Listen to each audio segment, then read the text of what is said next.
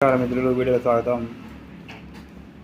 ఇప్పుడు ప్రస్తుత సమాజం ఏ విధంగా మారిందంటే, గత వారం కింద మంగ్లీ అనే గాయకురాలు, యాంకరు బర్త్డే పార్టీలో నిజ సంస్కృతి, బర్త్డే అని ఇలాంటి మన సంస్కృతిని భంగం కలిగించే చర్యలు చేసి ఇప్పుడు ఆ పెద్దమ్మ తల్లి అమ్మవారి పాటలు పాడుతుంది. అమ్మవారి దేవత పాటలు పాడేటప్పుడు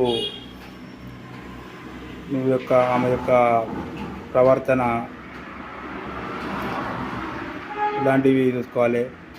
చేసే తప్పులు ఇలాంటి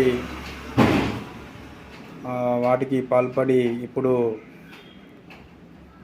అంతటి ఇన్ని రోజులు రానిది ఆమె పేరు, ఆమె దగ్గర అది జరగలేదంటే ఇన్ని ఇళ్ళు కాబట్టి ఆమెకు అలాంటి పేరు అని ఇప్పుడే ఎందుకు వస్తుంది చెప్పండి.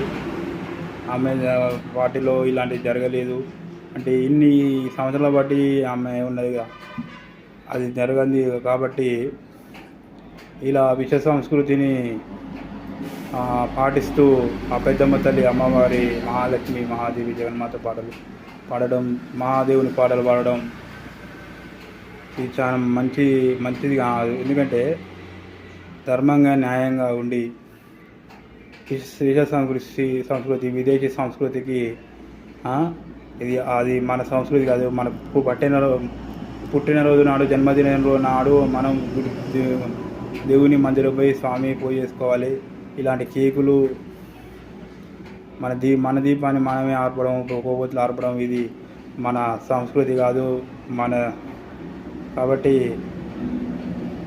ఇది కరెక్ట్ కాదనిపిస్తుంది. ఆమె ఆ విధంగా చేయలేదంటే ఇన్ని తరాలు ఇళ్ళ బట్టి ఆమె బర్త్డే చేసుకోలేదు, ఇబ్బందికి వచ్చింది. కాబట్టి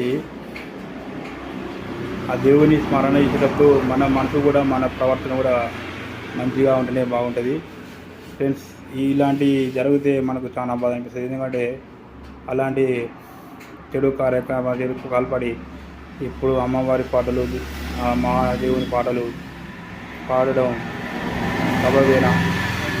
ధర్మంగా, న్యాయంగా ఉండాలి.